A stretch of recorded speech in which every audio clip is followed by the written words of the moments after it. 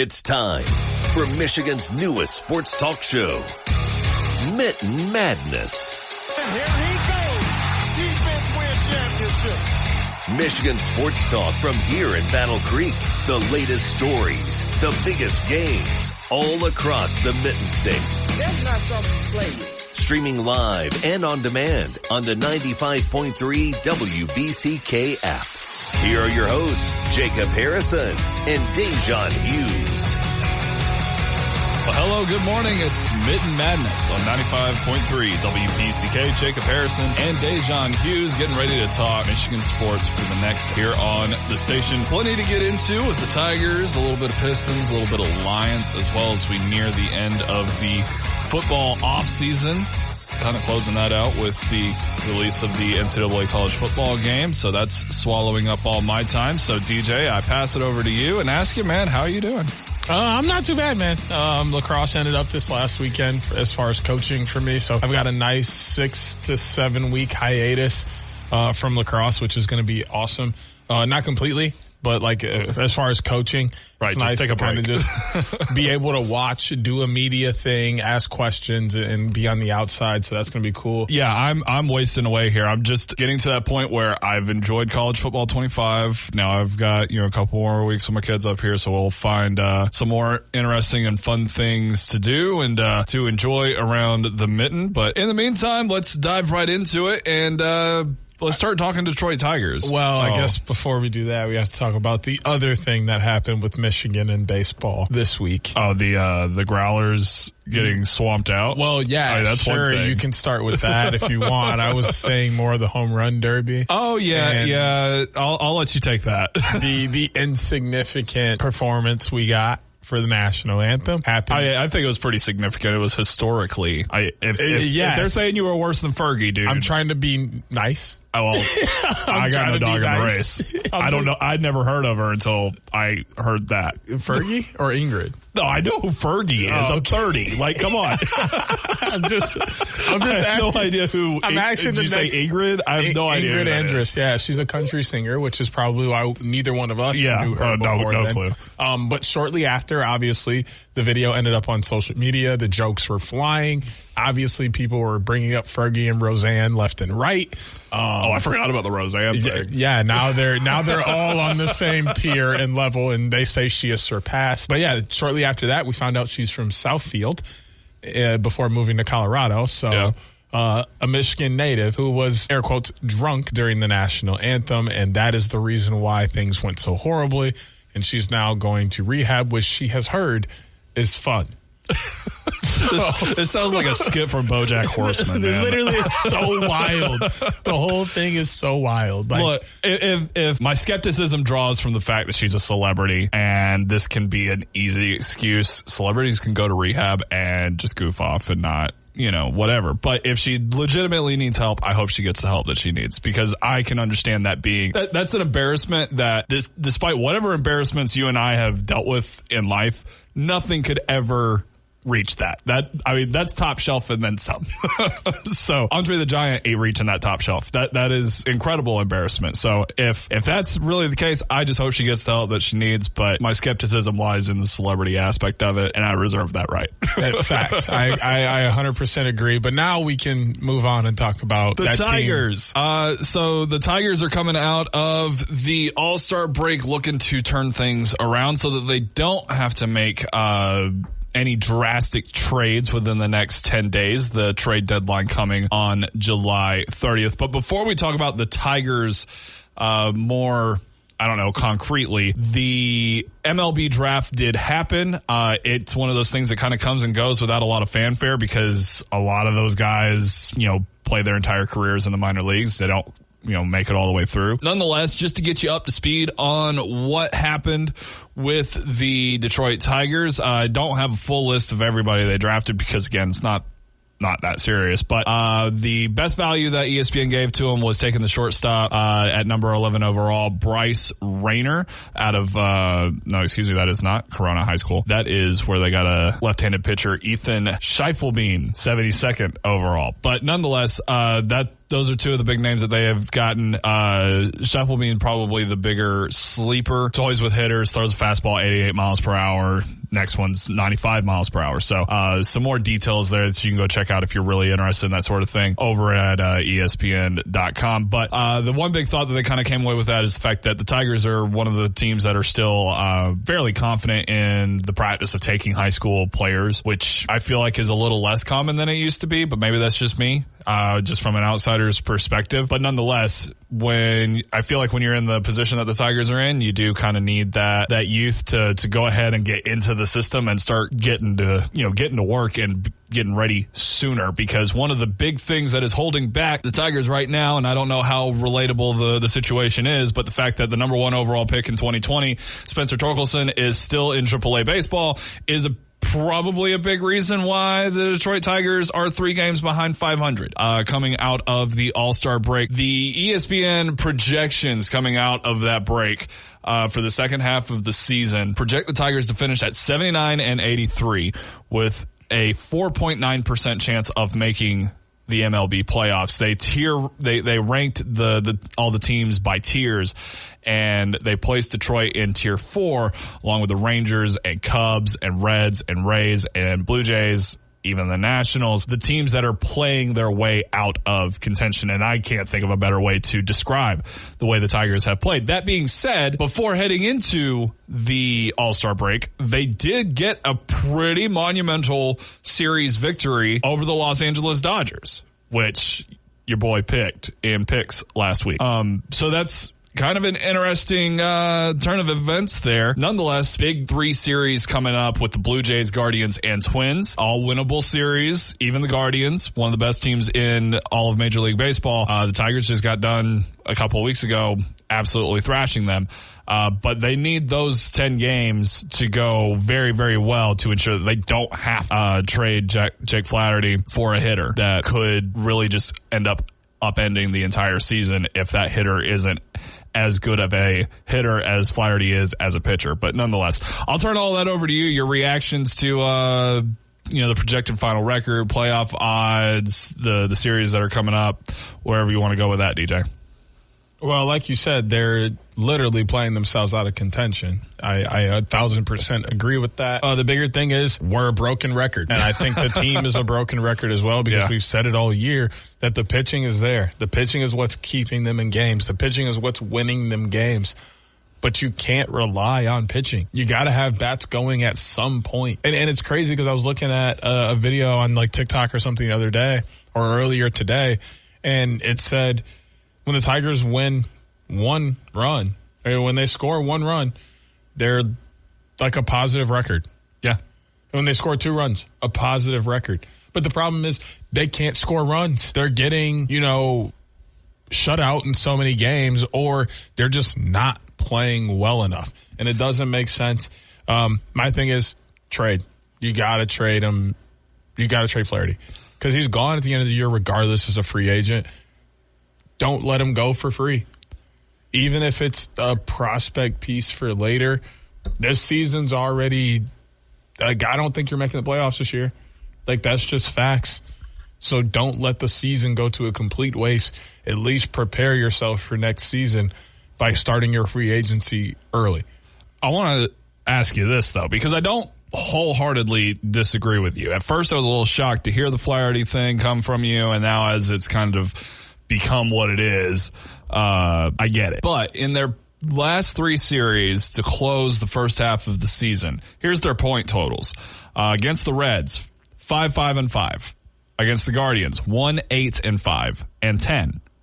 And then against the Dodgers, 3-11-4. And I actually got that right this time. I looked at the proper columns. Those aren't bad scoring totals, especially against the Dodgers and the Guardians. Those are 2 of the best teams in all of baseball. So does that shift your perspective at all if they're able to carry that kind of momentum? It's hard to carry momentum after an all-star break. But if they're able to carry that momentum into the series that are coming up against the Blue Jays, Guardians, and Twins, does that shift your perspective at all as long as the bats are flying? No. Really? No, because I don't think it's going to last long term throughout the rest of the season. which means you're so still no turnaround. No, I do not think there's a turnaround, which means if you decide to go down that route, you're just letting Jack Flaherty go for free at the end of the season because you're not going to make the playoffs anyway. Right.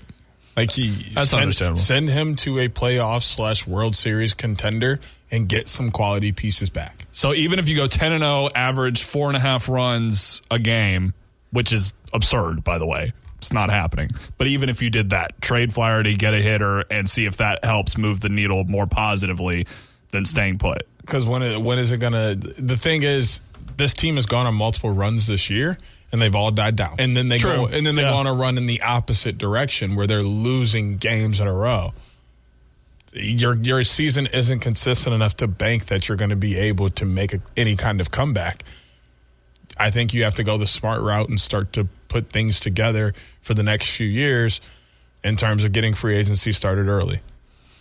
No, I wholeheartedly agree with that, and I'll say this too. I think I wholeheartedly agree with the idea of trading Flaherty no matter what and getting that hitter, especially because if you're able to take advantage, you play well against the Blue Jays. I don't think you really necessarily have to win that series, but then you're able to do some damage against Cleveland and potentially, now this isn't like a guaranteed or anything, but if you can come back and avenge losing the previous series to the Twins, and sweep that one, you'll gain a little bit of ground there on Minnesota and on Kansas City, and that would be huge for getting this second half of the season started. I think there's potential to do something special here. I think there is a possibility to have a turnaround, but you do have to be wise in how you do it. And I think I agree with you, DJ. Even if you're going to have that turnaround, you still have to be smart with the pieces that you have and make sure that you're doing the best interest of the future of the program, as well as making sure that you're better this year, similar to what I said last week when we talked about the Tigers. All right,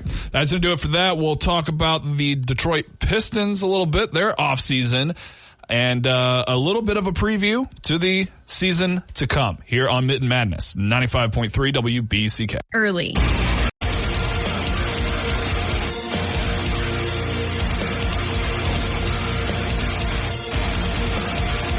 All right, we're back here on Mitten Madness, 95.3 WBCK. Jacob Harrison and Da'Jzon Hughes. Let's transition to the Detroit Pistons. The NBA offseason is, for all intents and purposes, relatively over.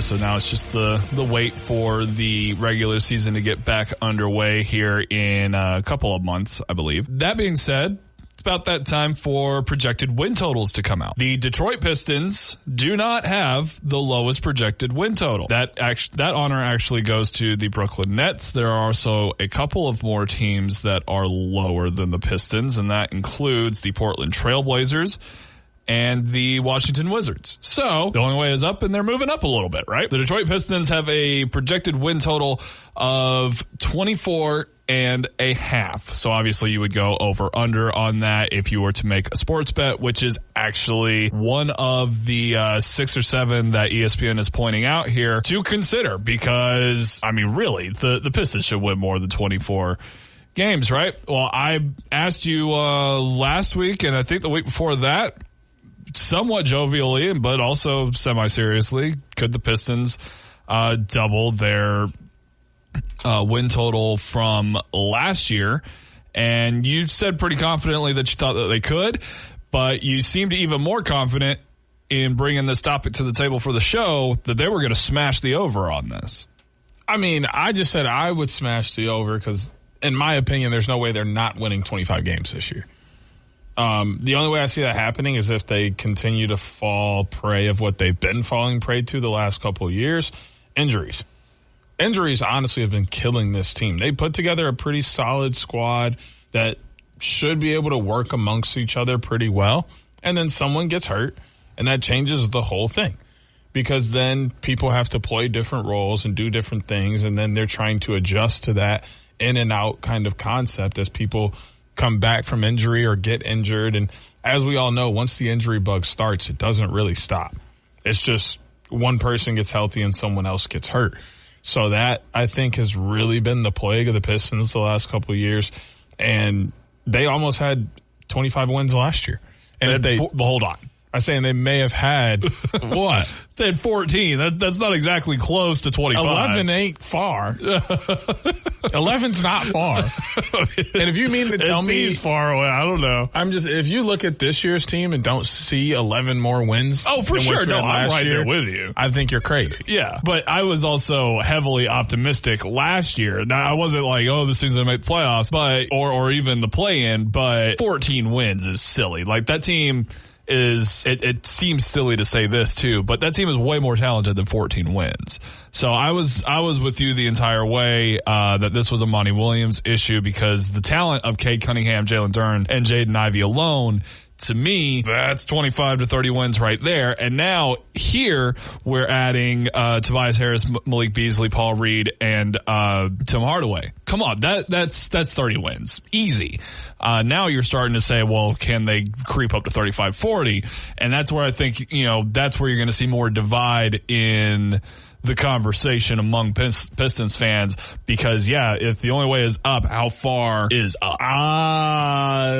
Temper your expectations a little bit, maybe. I'm not saying that they're sky high. Yeah, but. Not you particular, but I'm just saying they may want to think about how high they're putting their expectations, because higher isn't going to be much higher. Yeah. They're going to be somewhere 30s, 40s range for win. They're not going to win more than half of their games. They're going to be 500 at best. But when you look at the lower half of the Eastern Conference, that should be enough to squeeze them at least into the conversation for 6 through 10. Even if they're right on the outside at 11 or 12 looking in, that's where you want to be when you're looking at a young squad. And then next year, maybe you really make the move to be into the play-in. Yeah. And then you just keep building from here. But the bigger thing is you want to be somewhere 30s to 40s, at best 500, and then see where you end up falling in the chips amongst the other young teams that are struggling just like you are. Yeah, I think the goal, I think from an outside perspective, whatever the Pistons' goals are, or whatever is their own. But I think a reasonable goal is just to try to challenge Chicago to not finish last in the Central Eastern Conference standings. Those don't matter as much anymore. No, it doesn't. But the division stuff is so weird now, because back then it was odd teams. So you played your division more times than you played other teams. So it was a bigger deal. Yeah. Now it's just flat conference. You want to be top 10 in the conference. That's it. Right. Well, I don't mean that from a rivalry standpoint or from a success standpoint, but as a benchmark of, okay, well, we're at least not the worst in this category. But it means nothing. That's what I'm saying. That category, it's just a benchmark is what I mean. I'm not saying that it means anything. We don't do more. We are not a moral victory podcast. And that is what you're trying to make us right now. Well, hold on. If we're not a moral victory show, podcast, whatever, then why is it that we can't be overtly optimistic here then and just say, well, you know what? You're on the court. Go play to win and get into the play-in. I said that last year. You called me crazy. No, I said that last year and you called me crazy. Whoa, don't do that. I said this team should be good enough to be somewhere 6 to 10 amongst all the other young teams and vie for a play-in spot. That is word for word what I said on this pod last year. I was optimistic about the Pistons, and that's why I'm not optimistic about the Tigers. I was optimistic about the Lions, and you thought I was crazy, and that team went to the damn NFC Championship. Yes, now that I will admit, I was out of line for the Lions. Moral victory is my way. But you're trying to throw out a very nonchalant, just as a benchmark of this indicates success. You want to win more games than you won last year. I agree with that. Who but cares about the bad. Bulls in the Central Division? You just want to win more games than you won last year. So let's win 15 games. Honestly, I wish someone in the organization could bet on their over. Because that should be your motivation. Hit 25 wins. You'll get suspended. Don't do that. Don't do that. All I'm saying is they just need to try and get to 25 wins. I agree with that. That should be their whole motivation. My point, hit the over. My overarching point is if you're pushing 35 to 40 wins, you're pushing Chicago. And that's a good benchmark. Chicago's not a great team. They're not a good team. but they're not necessarily awful either. You want to get out of the awful category, get into the we're obviously improving, come play with us so we can be better kind of category. That's what I mean. Chicago could still sign free agents because they're not awful. That ain't got nothing to do with the team. That's the city of Chicago. The city helps, but the city of Chicago is fantastic. Right. I mean, that Detroit, helps. not all so much. But what if Chicago was 14-68? It'd be harder, not as hard as it is in before Detroit. DeMar DeRozan went there. I'm just trying to make a point. I know you're trying to make a point, but it's not a good one. Not for the Pistons. Maybe another team, but not for these guys. These guys just got to go out and like we said, it's not even the guys. The guys are good. The city's coming back. Their sports teams are getting good. 100%. They just had the wrong guy running the ship. Which, we said a 1,000 times. I think that's the bigger thing to look at is how is JB Bickerstaff going to handle this? And I think that's one thing that I would caution Piston fans to wait until you see it on the court. Because I feel like I'm reading a lot of the same stuff about JB Bickerstaff that I was reading about Monty Williams. There were a lot of people very excited. When I say people, I mean the people that I read to prepare for this show that were very enticed by Monty Williams and thought that was a good move. And even still, you had the Stephen A. Smiths of the world defending Monty Williams to the bitter end. And I think there was a pretty big rant from Stephen A. Smith about how Monty Williams was the victim in all of this, and that it's the Pistons and Detroit and everything that is the problem. And I'm with you. The players are fine. The personnel that they have on the court, not a problem. Do you lack a true superstar? Sure, but Cade Cunningham can be that if you put him in the right position. And the jury is kind of still out on Jaden Ivey, but you put great pieces around him. You've got the right things in mind here. If JB Bickerstaff is the guy that can get this team to 25, 30, 35 wins, that's a massive success, and that is a huge step in the right direction. And as they improve, along with the other teams in Detroit, that just helps with the whole free agency thing, which affects the Pistons more than any other team, any other professional team in Detroit, if you ask me. So I think that's the crucial thing. Whether or not you want to benchmark that against the Bulls, whatever, but get to 35, 40 wins, and you're heading in the right direction insurmountably. If you get to 25 to 30, hey, at least we're taking the right steps. The JB Bickerstaff stuff is crazy because Monty Williams had one of the greatest teams we've ever seen. Kevin Durant, Chris Paul, and Devin Booker all on the same team, and you can't win an NBA championship, but it's the Pistons' fault.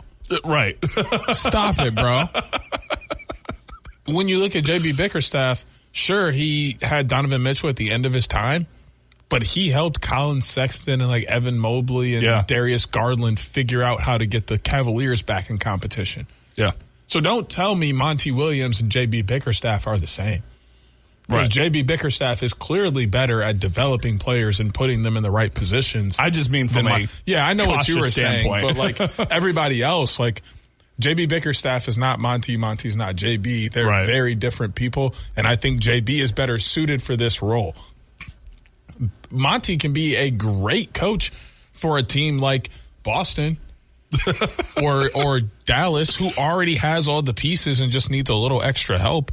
But a team that truly needs to be brought up, Monty's not the piece for that. He just doesn't have the qualities needed to help a team grow at this current moment. Doesn't mean he can't develop into that kind of coach, but right now he's not that. I'm more impressed with a coach that can do a lot with little. Now, if you're in a position like college where you have to get your Jimmies and Joes, fine. But if in the professional level, it's about your X's and O's as well as your Jimmies and Joes, and you control the X's and O's way more. So kind of put a stamp on what I said. I am excited about Bickerstaff. Do need to be a bit cautious and also understand that 25 wins would be huge. That is a massive step in the right direction. But plenty more time to talk about the Pistons in the coming weeks and as the season gets started later. But we've got some football stuff to talk about next here on Mitten Madness, 95.3. Detroit sports fans, Wolverines and Spartans alike. This is your sports show, Mitten Madness, with Jacob Harrison and Da'Jzon Hughes on 95.3 WBCK.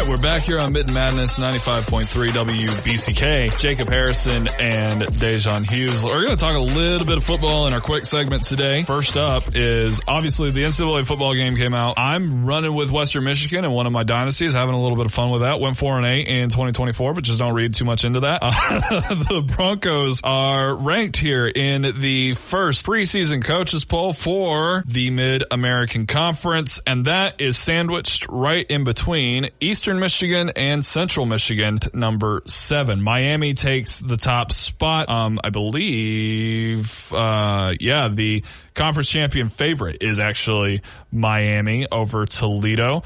Toledo coming in at second. So to run them down, Miami, Toledo, Bowling Green, and Northern Illinois technically tied for third. Ohio, EMU, WMU, CMU, Ball State, Buffalo, Akron, and then the lowly Kent State Golden Flashes. How far they have fallen since Nick Saban was once a player there. A little trivia for you.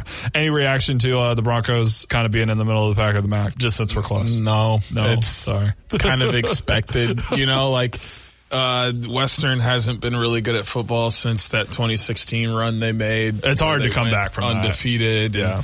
And the whole PJ Fleck story and the whole thing was just like, it almost seemed like a cat. Like, oh, this is the pinnacle of Western football. Yeah. Western Michigan football is not going above this. Yeah. Because it was just so theatrical. Like the whole PJ Fleck story. You had game day come. You were undefeated. You made a big bowl game and you won it. Like they had game day at Kalamazoo that year? Huh? Yeah. Oh, sick. Yeah. Game day came. It was a wintertime game, so it was snowing out and people were still packed. Like it was. That's awesome. Like big Kalamazoo vibes. Like they pulled Greg Jennings back on so he could be here for like, it was this whole big thing.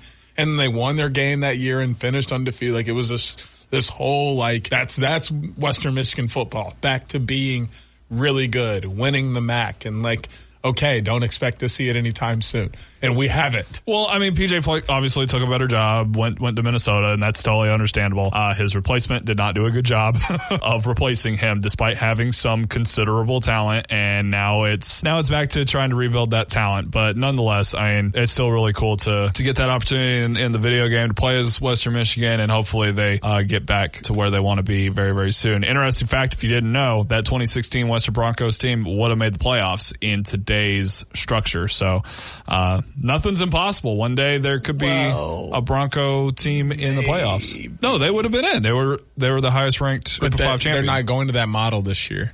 Yeah, they are. No, it's not 5-7 this year. Yes, it is. No, it's not. Yes. No. It is. No. Why are you... I'm almost positive that it's You're not. almost positive that it's not. I'm absolutely positive that the 12-team playoff is happening this year. No. 12 is happening. But and it's 5-7. No. Yes. The 5-7 model has not been introduced. I promise. You're wrong. I'm about to show you. Oh, this is not getting cut out of the pod. Oh, no, it's not. Because you're so incredibly wrong.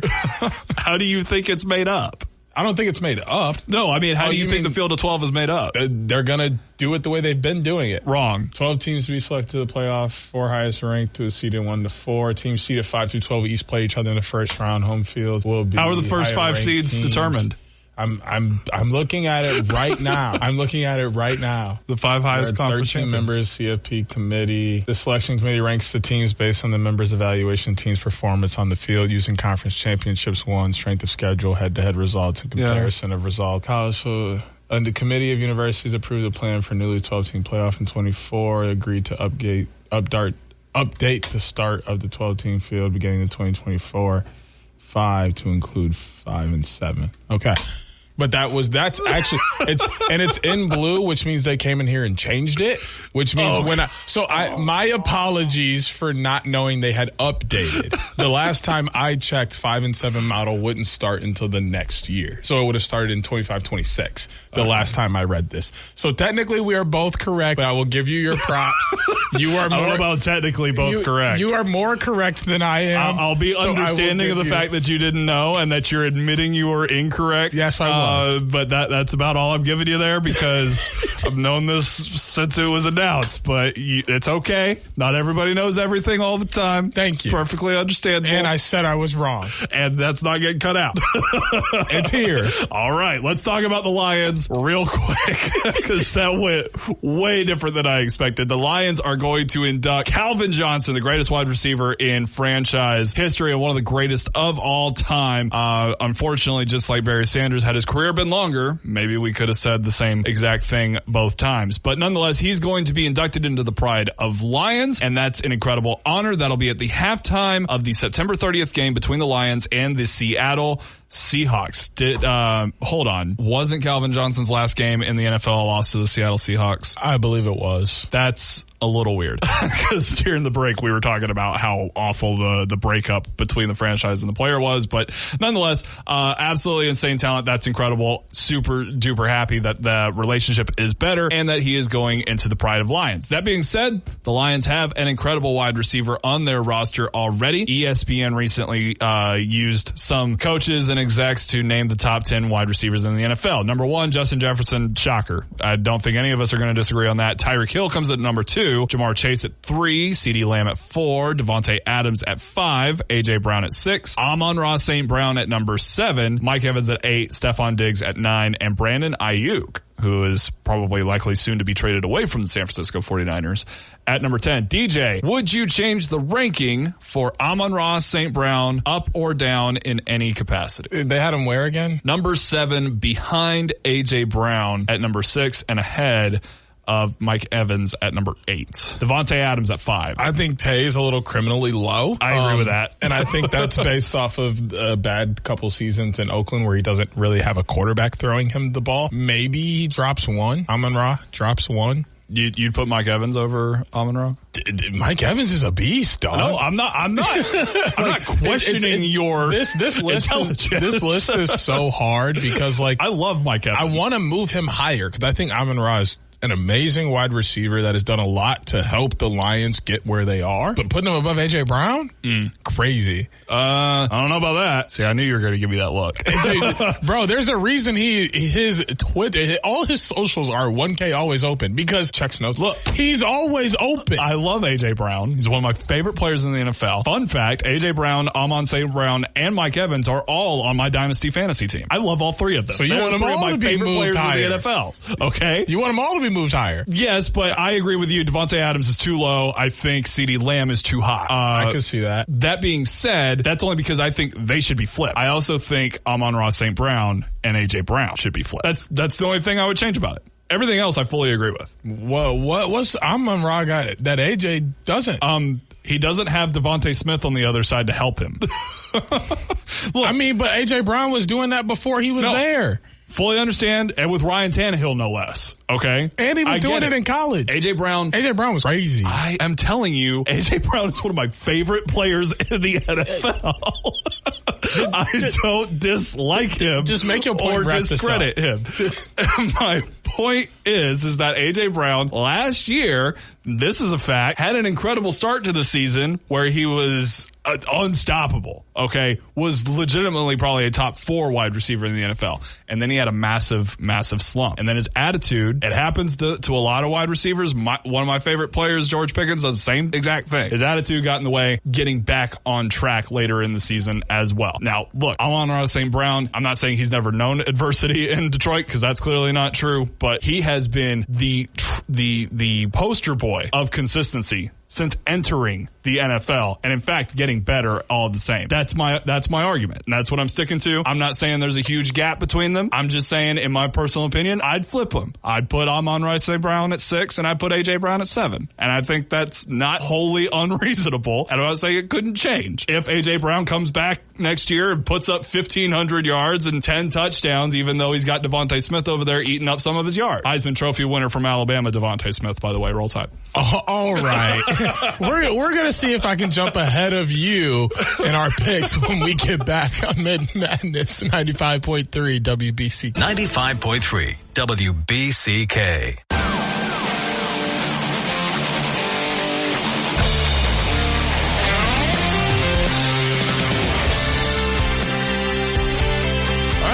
on Mitten Madness. Wow, just going to start that over. We're back here on Mitten Madness, 95.3 WBCK. Jacob Harrison, Da'Jzon Hughes. Time for our picks. And I had an exciting victory, but I don't think that it did enough to separate us in those standings after the 7 games came through, right?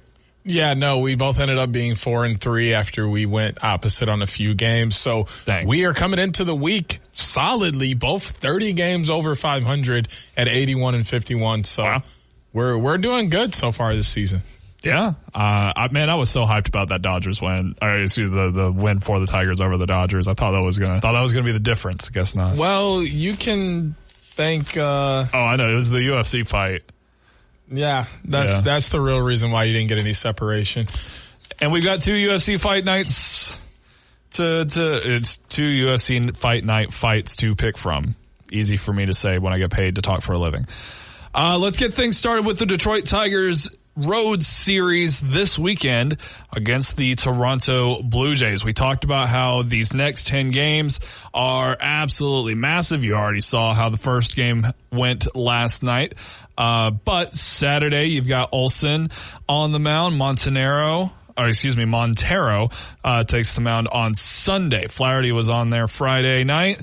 So DJ, do you think that the Detroit Tigers will walk away with this series? Oh man, this is tough because the Blue Jays are right around the Tigers skill level. They're not far, so travel isn't a huge thing here to where they're traveling a far distance. They both have had some time off now with the All-Star game and all of those festivities. I don't believe either team had a ton of guys at either from an All-Star competition. So they're all well rested. Wow, neither one of us can talk today. And coming into this series, there's some decent pitching on the mound, but the bigger thing is the Blue Jays have been struggling this season, so I think the Tigers are going to be able to squeeze this one out. I can count on them to win 2 out of 3. Yeah, I agree. I think both teams have been below average, but the Toronto Blue Jays are below average-er. So, yeah, I'm going to stick with the Tigers. Well, I also have a baseball series to dive into. This one is a little more amped up and a little more heated in the way things will go. 2 teams that have some storied history in the MLB in general, between the Boston Red Sox, who are on the road all the way out to Los Angeles, California, to take on the Dodgers at Dodger Stadium. Pivetta will take on Stone on Friday. On Saturday, you'll see Bello and Wroblewski on the mound. And Sunday, final game of the series. This one's going to go down between Crawford and Paxton. Going to check Monday just to be sure, because sometimes you see 4-game series. This one is not. I don't really know where to head with this one, but I did just choose the Dodgers last week. They let me down. I don't often choose teams twice in a row in the first place. So I'll think on that for a little bit, but what do you have in mind going for this one? I'm thinking that the Dodgers bounce back. Obviously, both these teams have a few more players coming out of the All-Star break, but nonetheless, I think you kind of put that Detroit series out of your mind over the break, and then you come back hyped to play a big series against the Red Sox at home, and I think that's a pretty big deal for the Dodgers. So I think they'll take this one with at least 2. I don't know, sweeping's probably not going to happen, but I think the Dodgers will win the series. This one is tough for me, but I think playing at home, coming off the break, is going to be huge, especially with teams traveling with the All-Star and then having to travel right away. Dodgers get a little bit of rest here being at home. I think that pays off. So I will go with them twice in a row, and I'll match you here. All right, I've got the St. Louis Cardinals. They're going to take on the Braves this weekend, 3-game series. Friday night saw Gray and Schwellenbach on the mounds.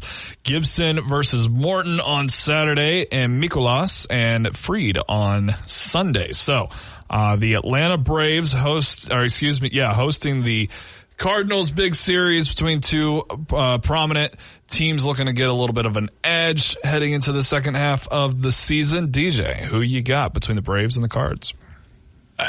Surprisingly, you may not know this about me. I am partially a big fan of the Braves. Who's not? I know. It's so hard not to be. That's one of those teams, everybody loves him. But I absolutely love Matt Olson. I think he's a great player, and he's done amazing things. And I think they're going to continue their winning ways. So I got the Braves taking down the Cardinals. But this one may be a nail biter. All these games may come down to just a few runs and make things make me shake in my boots. Yeah, this one won't be easy by any stretch of the imagination. But Atlanta is they're one of the better teams for a reason, and also. Being that I'm from Alabama, I think somebody would hunt me down if I didn't choose the Braves. So I'm going to take Atlanta at home. And that will send us onto the hardwood. I thought about this for a second, but I think this is the way to go here. Team USA will be taking on Team WNBA at the Footprint Center in Phoenix, Arizona for their All-Star Weekend.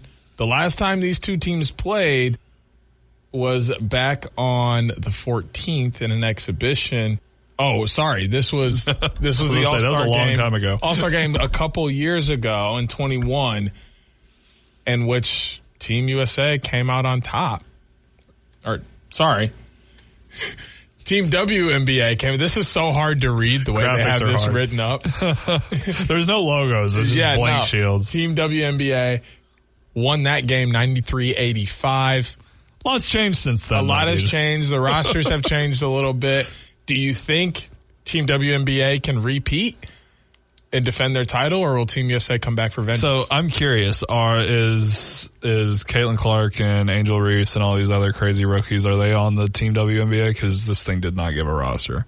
They are not. They're not? They're not. Team USA is going to destroy them then. Because I've seen the Team USA roster, and it's wildly impressive, and it didn't need Caitlin Clark and Angel Reese to be wildly impressive. So, no. Give me Team USA. Yeah, this was going to be weird. Because there are now, names like Candace Parker, Dewana Bonner, Vandersloot, Agumbawale, who are not going to be on Team WNBA. A couple of them may end up on Team USA. Exactly. And like you said, I don't know that the rookies have what it takes to kind of push them over that limit. This one's going to be interesting, though, because it is an all-star game. So, nobody plays defense. Defense is there, but not, at this crazy level. Yeah. This is a hard game to pick, but for the vibes, I'm going with WNBA. Oh, that's interesting. Yeah, to be clear, I asked if Clark and Reese and those kinds of players would be on Team WNBA. I was taking USA anyway. I just want to know how confident they should be on it. Team WNBA. And I'm pretty sure you asked me if they were going to be on Team USA. No, I already knew they weren't on USA. So if I misspoke, I misspoke. They are going to be on WNBA though. Oh, okay, they should be. So I would have, because it's the All Stars that were voted in against Team USA. All right. So. Well, I reserve the confidence in how I said it, but nonetheless, Team USA's roster is incredible. Like I said, didn't need Clark and Reese. As great as they are and as fun as they are to watch. Let's head on over to UFC Fight Night tonight in Las Vegas. The main event of it all is going to be two Brazilian women at the strawweight division. They're going to get a leg up in pursuit of a title. Amanda Lemos and Verna, wow, I didn't take a second to try to practice this one, Jandiroba. Should have known. Hispanic J's. Got it. Getting better. Jandiroba. The favorite in this one is Jandiroba, 5'3", 115 pounds, 36 years old, 64-inch reach. All of these are a disadvantage except for the age, as Lemos is 37 years old. Significant strike accuracy, relatively the same, 58.7 for Lemos, 57.7 for Jandiroba. Takedown advantage, Lemos wants to take this thing to the floor. 63.6% takedown accuracy to just 36.1% for Jandiroba. So, DJ, who you got in this main event bout in the strawweight division? Strawweight is always interesting, but the one thing I like about this fight is orthodox versus southpaw. Oh, yeah. I completely missed that part. And orthodox fighters normally do very well against southpaw fighters because, things are so open for them on both sides because of their fighting styles. And then 20-3 really screams. Yeah. 20-3 screams. And I've seen Jandiroba in the octagon a few times. I wouldn't even step in the octagon with this woman. I don't care how much money you had to offer me. You can't get me to step in there with her. So just the fact that Lemos wants to get in there is nuts. But I got Jandiroba taking down her fellow Brazilian. I do too. I usually lean with the southpaw against the orthodox because orthodox is more used to facing off against other right-handed fighters, whereas southpaw is way used to fighting other right-handed. So sometimes that's the advantage, but I think the experience in the cage goes too much. Whether or not she can keep things off the ground, though, is probably a different story. But again, the experience is there. 20-3 screams, like you said. Plus, she's the favorite, so I'm going to stick with Jandiroba. Which takes us to the co-main event for this fight, which is not as exciting, but it's definitely going to be a blockbuster event. Brad Tavares taking on Young Hong Park. Park is 17-6. Tavares is 20-10. 6-1 for Tavares, 5-10 for Park. 6'1", height, 5'10" for Park, 6'1" for Tavares. 186 pretty much is what they're both coming in at, but Tavares is 3 years older. They're both fighting orthodox. Tavares has a 1-inch reach advantage. Tavares come out on top, or does Park handle business? Hold on. Yeah, you didn't mention it. Significant strike accuracy, 58.7% to Tavares, 48.2. Takedown accuracy, 50% for Park to 26.6% for Tavares. Also, Park can actually submit people. Tavares can't. There's a reason Park is the favorite at -160. I'm going to stick with the Korean here. Well, with that being said, we're both going to take Park and Jandiroba in our UFC fight. We're both taking the Dodgers, Braves, and Tigers in the MLB series. You've got Team USA. I'm going to hang with the Young Bucks and go with the WNBA squad. We'll see who's winning at the end of the week. Send us into the weekend, sir. All right, that's going to do it for us today. If you missed any of the show, you can always catch it on replay tonight at 9 p.m. or on the WBCK app. Download that thing and take favorite shows wherever you go and keep up with the latest things happening around the state of Michigan. We'll see you again next week at 10 a.m. here on 95.3 WBCK. Y'all take it easy. Join Jacob Harrison and Da'Jzon Hughes every Saturday morning at 9 a.m. for Mitten Madness on 95.3 WBCK. Miss the show or want to play it back? Stream Mitten Madness live or on demand on the 95.3 WBCK app.